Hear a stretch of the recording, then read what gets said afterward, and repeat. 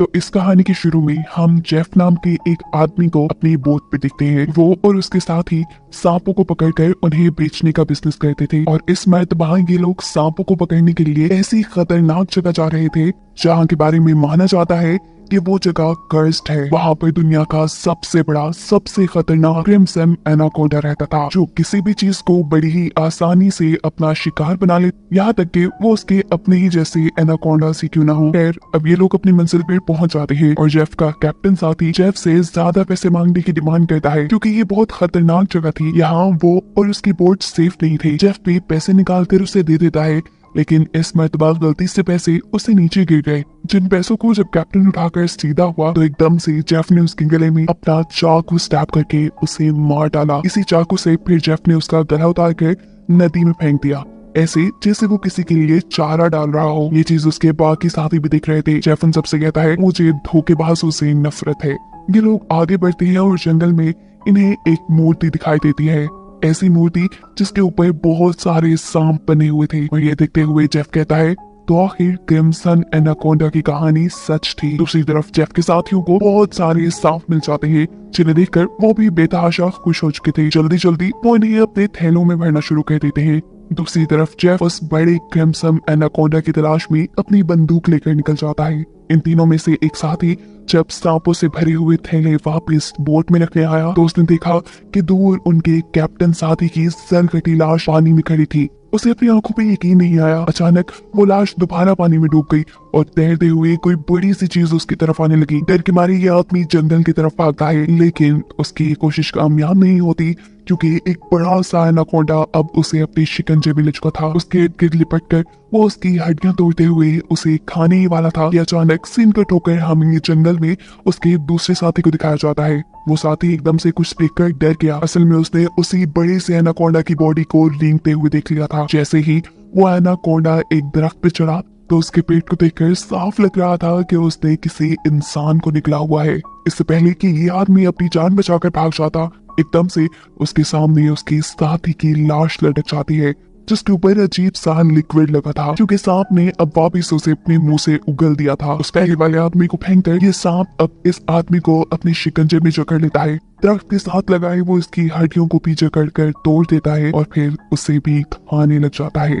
दूर खड़ा जेफ चुपचाप ये सारा नजारा दिख रहा था और खुश हो रहा था। बजाय अपने साथियों को बचाने के वो तो ऐसे खड़ा था जैसे ये सब उसकी मर्जी के मुताबिक हो रहा हो। असल में वो इस एनाकोंडा को पकड़ना चाहता था, इसलिए वो अपनी शॉटगन से उसे बेहोश करने ही वाला था कि अचानक जंगल के सभी जानवर शोर मचाना शुरू कर देते हैं, जिनकी आवाज सुनते हुए ये एनाकोंडा यहाँ से भाग जाता है। सीन कट होकर दूसरी तरफ हम बेलियंग नाम के एक आदमी को देखते हैं। बेलियंग अपने साथियों के साथ एक सर्कस में काम करता है, लेकिन ये सर्कस बंद होने की वजह से वो सर्कस के मालिक से यहाँ के सभी आर्टिस्ट को खरीद लेता है, क्योंकि वो इन सभी आर्टिस्ट को अपने साथ थाईलैंड ले जाकर वहाँ अपनी एक नई सर्कस खोलना चाहता था। ये लोग भी नदी के रास्ते थाईलैंड जाने का प्लान करते हैं और जब ये लोग आधे रास्ते में थे तो तब इन्हें लकड़ी के कंटेनर से आगे का रास्ता बंद मिलता है। इनका कैप्टन चाहता था कि ये लोग अपना रास्ता बदल लें, लेकिन इस तरह इनको बहुत टाइम लग जाता थाईलैंड पहुंचने में। बेलियंग कैप्टन को धमकी देता है,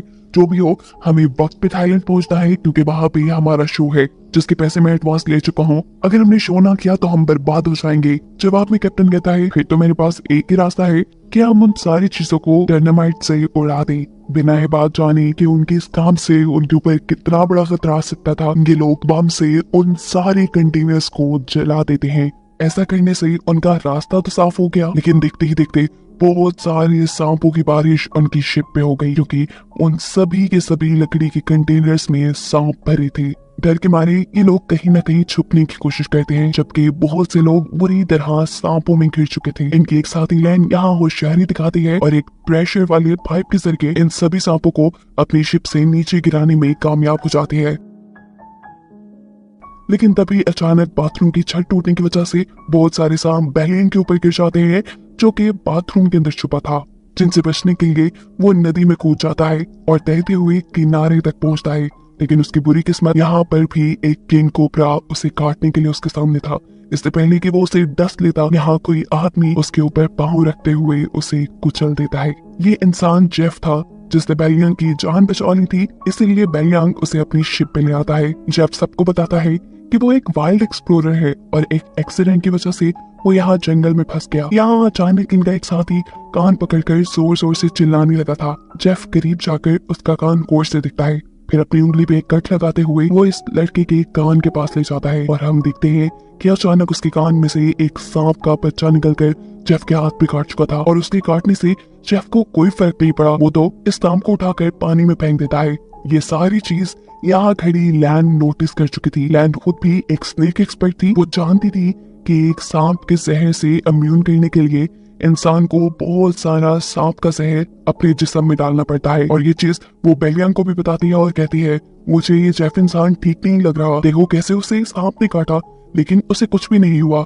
जबकि दूसरी तरफ जेफ इस बोट के कैप्टन से मिलता है। वो चाहता था कि कैप्टन अपनी बोट को उसके बताए नक्शे के मुताबिक एक जगह पे ले जाए। जिस जगह के बारे में सुनते ही ये कैप्टन बंदूक निकाल के जेफ के ऊपर टान देता है और कहता है अगर दोबारा तुमने यहाँ जाने की बात की ना मैं तुम्हें गोली मार दूंगा। क्या तुम ये बात नहीं जानते वो जगह कर्स्ड है। यानी कैप्टन भी क्रिम्सन एनाकोंडा के बारे में जानता था। उसकी सारी बातें सुनकर जेफ फिलहाल के लिए तो यहाँ से चलना चाहता है, लेकिन हम देखते हैं कि उसके जाते ही यहाँ कैप्टन जो फिशिंग कर रहा था उसकी फिशिंग रॉड अचानक कोई नीचे से जोर से खींचता है, जिसकी खींचने पर कैप्टन खुद भी पानी में गिर गया। दरअसल ये जाल जेफ ने ही कैप्टन को पकड़ने के लिए लगाया था। वो कैप्टन को अपने जाल में फंसा चुका था, अपने उस जाल में जिस जाल में उसने एनाकोंडा को पकड़ना था और कैप्टन एनाकोंडा के लिए चारे का काम कर रहा था।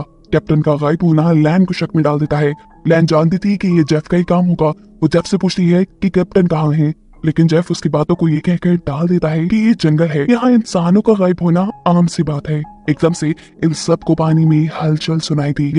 ये लोग पूछते हैं ये आवाज कैसी है और जेफ बताता है यहाँ कुछ बहुत बड़ा आने वाला है। दिखाया जाता है कि नदी की गहराई में बहुत बड़ा एनाकोंडा जेफ के लगाए जाल की तरफ बढ़ रहा था। जेफ का फिशिंग रॉड जोर से नीचे की तरफ खींचता है, जिसे जैसे ही वो फोल्ड करने लगा तो एनाकोंडा सिर्फ कुछ ही सेकंड के लिए इनके सामने आया। इतना बड़ा इतना खौफनाक एनाकोंडा देखकर ये सभी डर गए। जेफ ने जो फिशिंग रॉड की रस्सी पकड़ी हुई थी, एनाकोंडा ने जोर लगाकर उसी रस्सी के जरिए जेफ को भी पानी के अंदर कर लिया। वो जेफ को कभी इधर तो कभी उधर पटक रहा था, लेकिन जेफ भी हार मानने वाला नहीं था। वो अपने आप को बचाने के लिए तैरते हुए इसी नदी में मौजूद एक छोटी शिप पे चला जाता है। फिशिंग रॉड भी उसने इसी शिप के साथ बांधी थी और अब अपनी जान बचाने के लिए वो पानी में मौजूद इस एनाकोंडा के जिस्म पे एक नुकीली रॉड से हमला कर देता है। इस हमले ने एनाकोंडा को मारा तो नहीं था, लेकिन जख्मी करके उसे गुस्सा जरूर दिला दिया था, जिस गुस्से में एनाकोंडा जेफ की इस छोटी सी बोट को उठाकर नदी के किनारे ले जाता है और एक ही सेकंड बाद अपनी पूरी तेजी दिखाते हुए जेफ को इस बोट के साथ साथ अपने अंदर जकड़ लेता है। दूर खड़े बेलियांग के सारे सर्कस के साथ ही ये नजारा दिख रहे थे। उन्हें लगा कि अब तो बस जेफ मर गया, लेकिन अगले ही पल जेफ तैरता हुआ उनके जहाज में आ चुका था। ये सब उसे देखकर हैरान थे, जबकि जेफ अब पानी के अंदर एनाकोंडा को ढूंढ रहा था। वो नहीं जानता था कि एनाकोंडा अब उसी के पीछे उसी की शिप की छत पे है, जो अगले ही पल इन सब के सामने कैप्टन की बॉडी को अपने अंदर से उगल देता है। एनाकोंडा ने जिन लोगों के सामने उस आदमी की लाश निकाली थी, वो डर के यहाँ से भागते हुए एक बाथरूम के अंदर छुप जाते हैं और एनाकोंडा तेजी से उनके पीछे उन्हें मारने के लिए बढ़ता है। ये लोग दरवाजा बंद करके मुश्किल से एनाकोंडा को अपने तक आने से रोकते हैं और बाहर की तरफ से जेफ एक नुकीले हथियार से एक और मर्तबा एनाकोंडा के ऊपर हमला कर देता है, जिसकी वजह से गुस्से में एनाकोंडा जेफ की तरफ बढ़ जाता है। एनाकोंडा के हमले से बचने के लिए जेफ एक मिनट के लिए उसकी नजरों से गायब हो जाता है, जिसको ढूंढने के लिए एनाकोंडा शिप के अंदर घुस जाता है, जहाँ के कंपार्टमेंट में बेलियांग और उसके एक साथ ही सांस रोके छुपे हुए थे। एनाकोंडा उन्हें देख नहीं पाता और उनके ऊपर से रेंगता हुआ आगे बढ़ जाता है। लैन इस शिप के कंट्रोल रूम में बंदूक लिए छुपी हुई थी, जो उस बड़े से एनाकोंडा को खिड़की से अपने रूम के बाहर से गुजरता हुआ दिखती है, जबकि एनाकोंडा ऊपर छत की तरफ से होता हुआ नीचे वॉशरूम की खिड़की से इनके बाकी दोनों साथियों के ऊपर हमला कर देता है। वो बच्चा अपनी जान बचाने के लिए लैन के पास आ जाता है, जिसको पकड़ने के लिए एनाकोंडा भी उसके पीछे था। लैन इस बच्चे को बचाने के लिए यहाँ से भाग निकलती है और इस सारी भगदड़ में यहाँ पर बहुत सारा केरोसिन ऑयल गिर जाता है। एनाकोंडा भी गुस्से में जब खिड़की से बाहर इनके ऊपर हमला करने ही वाला था, तब पीछे से दूसरा साथी एक घड़ा इस एनाकोंडा के मुंह में फंसा चुका था। इस मटके से अपना मुंह निकालने के लिए एनाकोंडा इस जहाज की छत पे बुरी तरह तड़प चुका था। एनाकोंडा ने मुश्किल से मटका तोड़ के अपना सर बाहर ही नहीं निकाला था कि यहाँ जेफ पीछे से एंट्री करते हुए उसके मुंह को एक रस्सी के फंदे में बांध चुका था। इससे पहले कि वो अपने शिकार की इस एनाकोंडा को पकड़ पाता, नीचे शिप के कंट्रोल रूम में आग लग जाती है और यह डायनामाइट यानी इनके बॉम्ब्स तक भी पहुंच गई। एक बहुत बड़ा धमाका इस शिप में दिखाया जाता है, जिस धमाके से अपनी जान बचाने के लिए ये सब के सब पानी में छलांग लगा देते हैं और एनाकोंडा इस सब में मारा जाता है। जहाज को जलता देखकर बेलियांग अब रोने लगा था। उसे ये टेंशन हो गई थी कि ये लोग अब वक्त पे थाईलैंड नहीं पहुंच पाएंगे। उससे में उसका छोटा साथी उससे कहता है, तुम पागल हो क्या? हम उस इतने बड़े एनाकोंडा से बच गए, हमारी जान बच गई, हम जिंदा हैं, ये काफी नहीं तुम्हारे लिए? यहाँ पर लैन समझ चुकी थी कि ये सब कुछ जेफ की वजह से हो रहा था। उसने उनके जहाज को एक शिकंजे के तौर पे इस्तेमाल किया था। वो जेफ से कहती है, अगर तुमने ऐसा ना किया होता तो ये इतना बड़ा खतरा हम पे ना आता। जेफ जवाब में कहता है, तुम लोग जानते भी हो उस एक एनाकोंडा की कीमत क्या है? अगर तुम लोगों ने उसे पकड़ने में मेरा साथ दिया होता ना, तो आज हम सब करोड़पति होते। लालची बेलियांग पैसों को सुनते ही फौरन जेफ की तरफ हो जाता है। उसे तो थाईलैंड जाना भूल ही गया था जैसे। वो जेफ से कहता है, बताएं हम उस एनाकोंडा को पकड़ने के लिए क्या कर सकते हैं? हमें पैसे कैसे मिलेंगे? हमें कहाँ जाना होगा? क्या करना होगा? उनकी ये बातें सुनने के बाद जेफ अपना मैप निकालता है, उन्हें दिखाता है और कहता है कि अगर तुम मेरी मदद करोगे तो इस मैप के जरिए मैं तुम्हें 2 दिन के अंदर अंदर थाईलैंड पहुंचा दूंगा। बेलियांग के तो दोनों मतलब पूरे हो रहे थे। वो तो उसके साथ जाने को तैयार था, लेकिन बेलियांग के बाकी साथियों को जेफ के ऊपर एतबार नहीं था। यहाँ बेलियांग की एक साथी की तबीयत भी खराब थी क्योंकि उसे बहुत ही खतरनाक कीड़े ने काट लिया था। इसके जहर से वो मर भी सकती थी। ये देखकर जेफ उसे कहता है, मेरे पास एक ऐसी दवाई है जिसके जरिए इस लड़की का इलाज हो सकता है, लेकिन वो दवाई मेरी बोट तक है। अगर तुम इसका इलाज करना चाहते हो तो तुम्हें मुझे मेरी शिप तक पहुंचाना होगा। ना चाहते हुए भी ये लोग अब जेफ की मदद करने को तैयार हो जाते हैं। बोट तो अब इनके पास भी नहीं रही थी, पैदल ही ये लोग आगे बढ़ रहे थे। आगे जाते हुए जेफ इन्हें कहता है, यहाँ का पानी मत पी लेना, यहाँ के पानी में ऐसे कीड़े हैं जो इंसान के अंदर चले जाते हैं, उसके अंदर ऐसी प्यास लगा देते हैं कि फिर वो इस पानी के अंदर ही अपने आप को डुबा कर मार देता है। रात हो जाती है, ये लोग एक गार के अंदर स्टे करते हैं जहाँ इन लोगों ने आग जलाई हुई थी और जेफ साइड पे बैठा अपनी मैप पे बने हुए एनाकोंडा को दिख रहा था। एकदम से सीन्स फ्लैशबैक में जाते हैं और दिखाया जाता है कि कैसे उस क्रिम्सन एनाकोंडा का सामना जेफ से हो भी गया था। वो एनाकोंडा जेफ को मारने ही वाला था, लेकिन जेफ ने उस टाइम होशियारी दिखाई और अपने आप को उस लकड़ी के कंटेनर्स में बंद करते हुए एनाकोंडा की नजर से बच गया। जिसके बाद ये लोग आए। इन लोगों के डायनामाइट ने वहां के कंटेनर्स तोड़ दिए, जिसमें से ये जेफ बाहर निकल गए, इनके साथ मिल गया। सीन्स दोबारा प्रेजेंट पे शिफ्ट होते हैं जहां पर जेफ उस मैप को दिख रहा था। बेलियांग उसके पास आता है और उससे कहता है, तुम इस एनाकोंडा को पकड़ना चाहते हो ना? जेफ कहता है, हाँ, ये एक म्यूटेटेड एनाकोंडा है, एक ऐसा एनाकोंडा जिसे तुम एनाकोंडा का राजा भी कह सकते हो। इसने दुनिया के बड़े बड़े शिकार किए हैं, यहाँ तक कि उसने अपनी जैसे बड़े बड़े एनाकोंडास को भी खा लिया। और अगर इसे हम पकड़ने में कामयाब हो जाते हैं तो हमारी 7 पुश्तों को भी काम करने की जरूरत नहीं पड़ेगी। लालच में बेलियांग कहता है, मैं आपकी मदद करने को तैयार हूँ। रात में ये सभी लोग सो रहे थे, तभी अचानक बेलियांग के एक साथी की आंख खुलती है। वो देखता है कि इन सबको चारों तरफ से बड़े बड़े एनाकोंडास ने घेरा हुआ था। अचानक उसकी आंख खुली और हमें पता चला कि ये सब उसका ख्वाब था। उनके आसपास कोई भी एनाकोंडा नहीं था। वो देखता है कि उसका भाई भी यहाँ नहीं है। घबराकर वो इस कार से बाहर आया तो उसने देखा कि उसका भाई बुरी तरह अपने आप को नदी के अंदर डुबा रहा था। करीब जाकर वो अपने भाई को होश में लाने की कोशिश करता है और देखता है कि उसकी नाक से वही जहरीले कीड़े निकल रहे हैं जिनके बारे में जेफ ने उन्हें बताया था कि ये कीड़े इंसान को प्यास लगा लगा कर मार देते हैं और इन्हीं कीड़ों के साथ में उसका भाई भी मारा जाता है। ये लड़का बहुत रोता है, लेकिन अब क्या भी हो सकता था। अगली सुबह ये लोग दोबारा अपने सफर पे निकल जाते हैं। चलते चलते जंगल से एक रास्ता इनके सामने ऐसा आया जहाँ चलने के लिए कोई जगह नहीं थी। इन्हें हर हाल में नदी में उतरना ही पड़ता नदी को पार करने के लिए। कोई भी नदी में उतरने को तैयार नहीं था क्योंकि इन्होंने नदी में बहुत मुश्किलें देख ली थी, लेकिन कोई दूसरा रास्ता भी इनके पास नहीं था। डरते हुए ये लोग नदी में उतर जाते हैं और अचानक एक लड़का पानी की तरफ इशारा करता है क्योंकि इनको एक बड़े से एनाकोंडा ने चारों तरफ से घेर लिया था। इनका एक साथी जिसका भाई रात ही मरा था, वो डर के मारे कुछ ना कुछ पढ़ने लग गया, लेकिन जो डरता है वही तो मरता है। वो नहीं जानता था कि एनाकोंडा का मुंह उसके पीछे ही है। एक एकदम से एनाकोंडा उसे पकड़ते हुए बुरी तरह अपने अंदर जकड़ लेता है। उसकी मदद को लैन यहाँ आती तो है, लेकिन ज्यादा कुछ नहीं कर पाती क्योंकि ये एनाकोंडा उसकी हड्डियां तोड़ चुका था। वो उसका दम घोट कर उसे मार देता है और ये सब लोग खड़े खड़े तमाशा देखते रह जाते हैं। एनाकोंडा उस आदमी के मरे हुए जिस्म को लेकर पानी में गायब हो जाता है और ये सब लोग उससे बचने के लिए यहाँ से आगे बढ़ जाते हैं। कुछ देर बाद आखिर ये सब लोग मिलकर जेफ की बोट तक पहुंच जाते हैं। जहाँ जाते ही बात के मुताबिक जेफ इन लोगों को वो दवाई दे देता है जिससे बेलियांग के साथ ही अपना इलाज कर सकती थी। ये लोग थाईलैंड की जमीन के बहुत करीब थे। उनका एक साथी कहता है चलो जल्दी जल्दी यहाँ से चल पड़ते हैं, लेकिन जेफ इन सबसे कहता है ऐसे नहीं, मैं तुम सब लोगों को वादे के मुताबिक सही सलामत यहाँ ले आया हूँ, लेकिन अब तुम लोगों को भी अपना वादा पूरा करना होगा, तुम्हें मेरी मदद करनी होगी। वो छोटा बच्चा जेफ से कहता है अगर तो तुम्हारी ये मदद उस एनाकोंडा से जुड़ी है तो बस फिर भूल जाओ, हम तुम्हारी कोई मदद नहीं करने वाले। उनकी बातें सुनते ही जेफ यहाँ बंदूक निकाल चुका था और बेलियांग भी अपना चाकू इन सबको दिखाने लगा था, क्योंकि वो भी तो अब जेफ का साथी बन गया है। वो इन सबसे कहता है चलो जल्दी करो, जो जेफ कह रहा है वैसा ही करो। लैन कहती है तुम सब लोग पागल तो नहीं हो रहे, उस इतने बड़े एनाकोंडा को पकड़ना नामुमकिन है।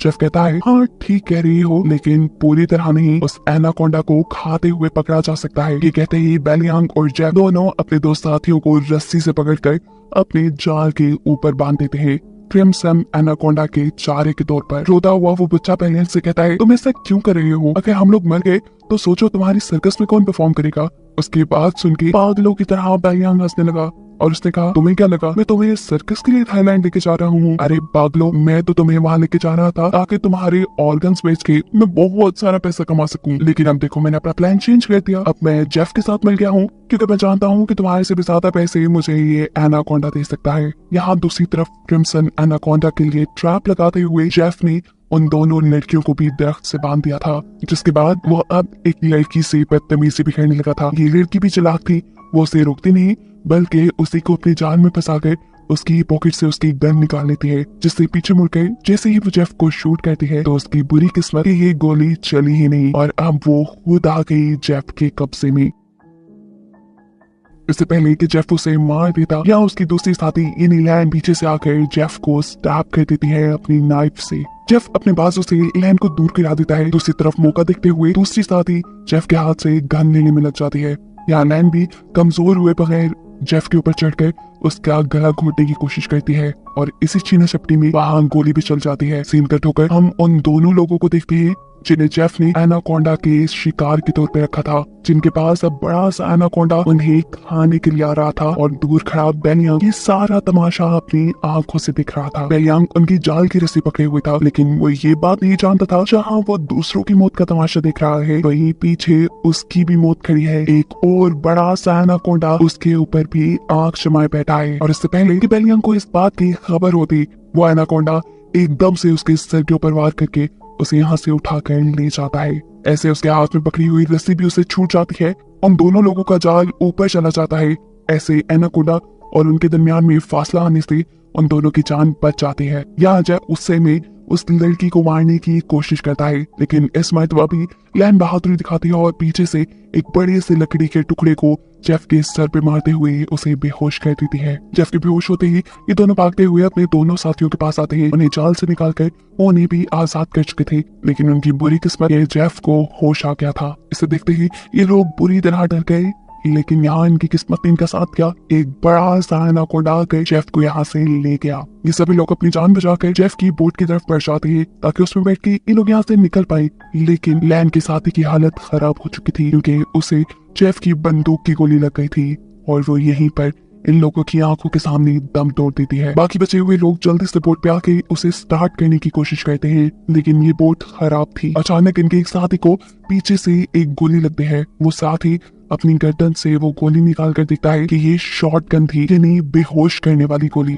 जिससे किसी ने उसे बेहोश कर दिया था। बेहोश करने वाला और कोई नहीं बल्कि जेफ ही था। यानी इस एनाकोंडा के हमले से भी वो बच गया था और अभी भी वो जिंदा था क्योंकि उसने एनाकोंडा का सर काट कर उसे मार डाला था। जेफ यहाँ एक और मर्तबा इन तीनों को बांधकर क्रिम्सन एनाकोंडा के चारे के तौर पे खड़ा कर देता है और इनके चारों तरफ तेज धार वाली लोहे की तार बांध देता है, जिसके बाद वो इनके जाल की रस्सी को पकड़कर यहाँ से दूर खड़ा हो गया। देखते ही देखते बहुत सारे एनाकोंडा इन तीनों के ऊपर हमला करने के लिए पहुंच गए। इन तीनों को लगा बस अब तो इनकी मौत है, अब ये जिंदा नहीं बच पाएंगे। पर यहाँ किस्मत एक और मर्तबा इनका साथ देती है और सभी के सभी एनाकोंडास किसी को देखकर यहाँ से चले जाते हैं। उन्होंने असल में यहाँ एक बहुत बड़ा सा एनाकोंडा देख लिया था, जिससे डरकर वो यहाँ से चले गए। अब ये एनाकोंडा अपना बड़ा सा मुंह खोले इन्हें खाने के लिए तैयार था। इससे पहले कि वो इनके ऊपर हमला करता, कोई उसके ऊपर ही हमला कर चुका है और यही तो है क्रिम्सन एनाकोंडा द किंग, जिसकी तलाश में जेफ था।